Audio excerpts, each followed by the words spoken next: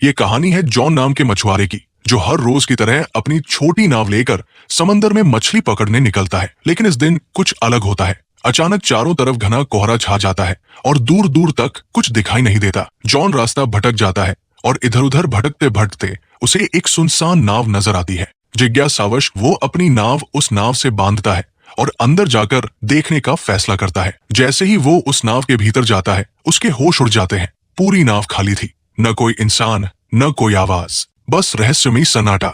John जब उस रहस्यमयी नाव में गया तो सब कुछ बिल्कुल सामान्य लगा। खाना ताजा था, कपड़े करीने से रखे थे और हर जगह इंसानी मौजूदगी के संकेत थे, लेकिन वहां कोई था नहीं। वो नाव को चालू करने की कोशिश करता है, पर इंजन काम नहीं करता। इतने विशाल समुद्र में अकेली और खाली नाव देखकर जॉन हैरान रह जाता है। वो दूरबीन से चारों ओर देखने की कोशिश करता है, शायद कोई पास में हो, लेकिन घना कोहरा सब कुछ ढक चुका था। निराश होकर वो कंट्रोल रूम लौटता है और वहां पड़ा रेडियो ऑन करता है, मदद के लिए कोई संकेत भेजने के इरादे से। जॉन ने रेडियो पर संदेश भेजा, ये नाव समंदर में फंसी है, कोई सुन रहा हो तो जवाब दे। संदेश भेजने के बाद उसने सोचा कि अब अपनी छोटी नाव से लौट जाना चाहिए, लेकिन जब वो बाहर आया तो उसकी नाव वहां नहीं थी, जबकि उसने उसे अच्छे से बांधा था।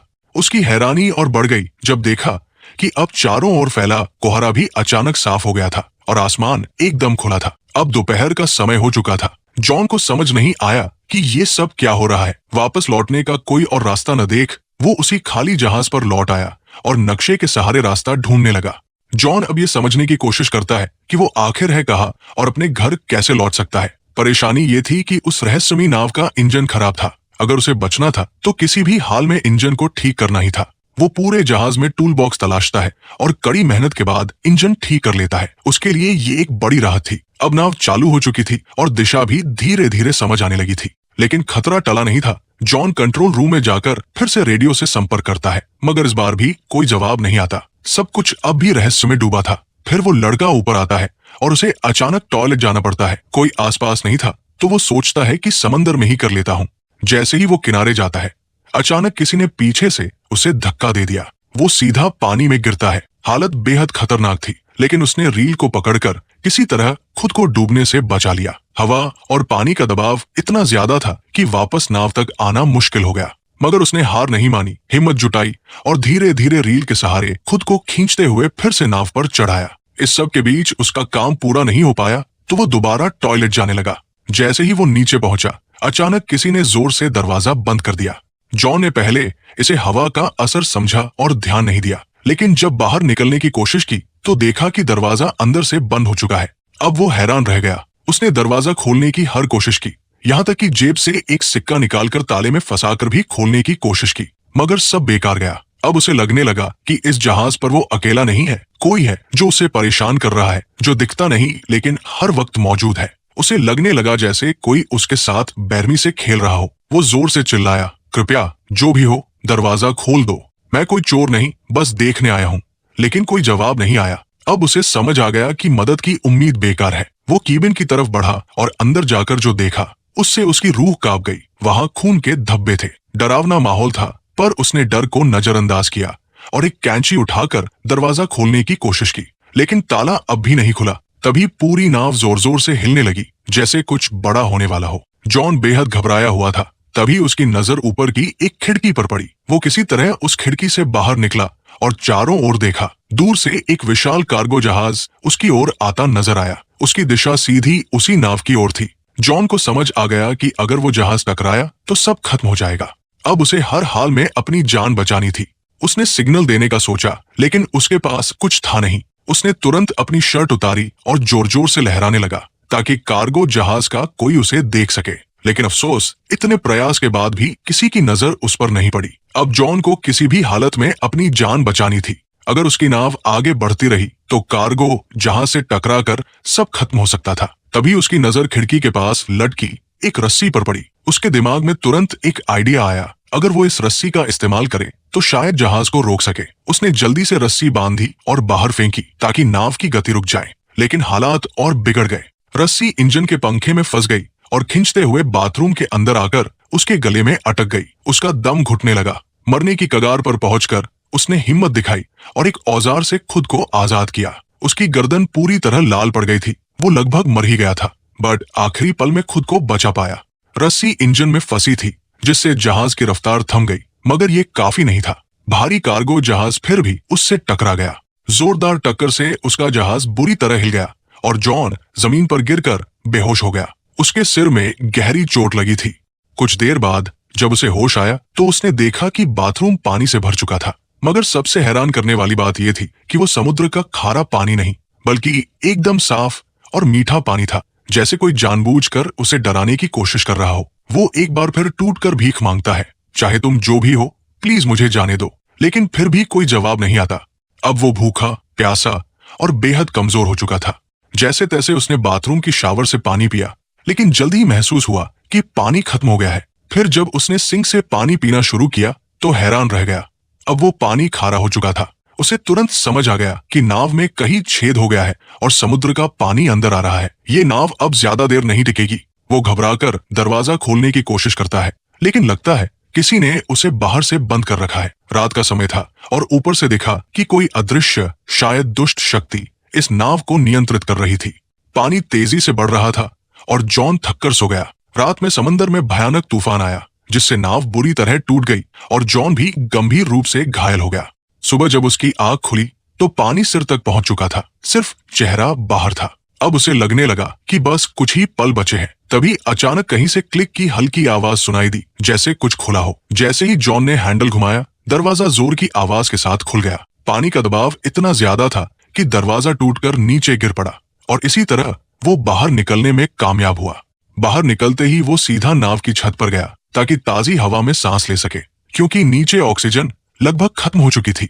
अब उसे यकीन हो गया था कि कोई अदृश्य ताकत उसे हर हाल में सताना चाहती है। वो शारीरिक और मानसिक रूप से टूट चुका था और नीचे की तरफ पानी लगातार भरता जा रहा था। उसे समझ आ गया कि अब नाव कभी भी डूब सकती है। जॉन ने तय कर लिया था अब वो इस जहाज पर नहीं रुकेगा। तभी उसे एक आइडिया आया। उसने जहाज से एयरबैग्स निकाले और टूटे हुए बाथरूम के दरवाजे को इस्तेमाल करके एक छोटा राफ्ट बना लिया। उसने सब कुछ मजबूती से बांधा ताकि राफ्ट टिक सके, लेकिन राफ्ट चलाने के लिए उसे कुछ और जरूरी सामान भी चाहिए था। उसने जहाज से खाना, पानी और जरूरी औजार जमा किए और खुद को पूरी तरह तैयार किया।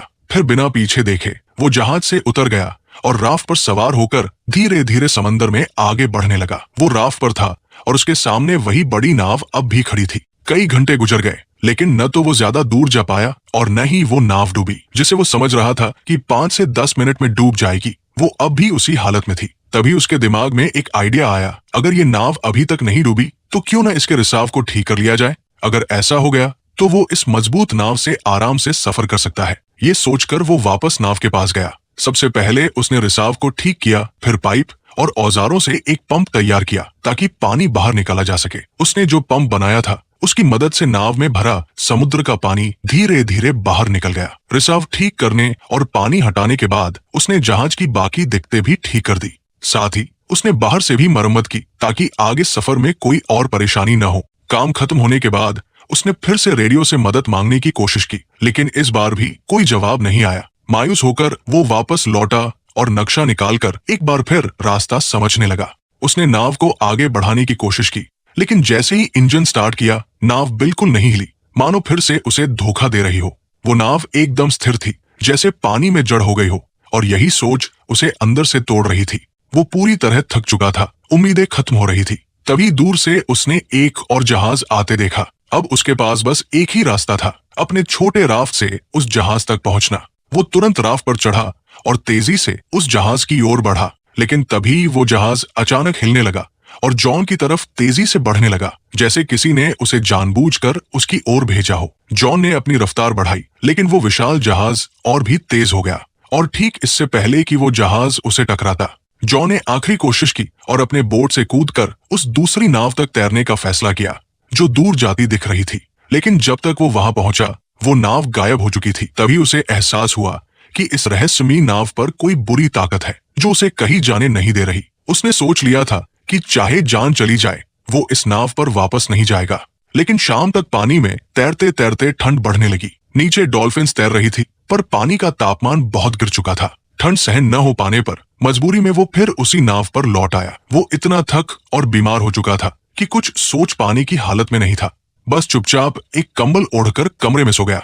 सुबह जब उसकी आंख खुली तो उसने फिर से इस जहाज से निकलने का फैसला किया, लेकिन अब एक और झटका मिला। कमरे का दरवाजा बंद था। वो घबरा गया और धीरे धीरे मानसिक रूप से टूटने लगा। उसे कुछ समझ नहीं आ रहा था कि आखिर ये सब उसके साथ क्यों हो रहा है। तभी उसकी नजर कमरे में मौजूद एक छोटी सी केबिन पर पड़ी। उसने जैसे ही उसे खोला, ऊपर की ओर एक रास्ता नजर आया, एक वेंटिलेशन जिससे बाहर निकला जा सकता था। वो उस केबिन में घुस गया जो एक तंग स्टोरेज एरिया था।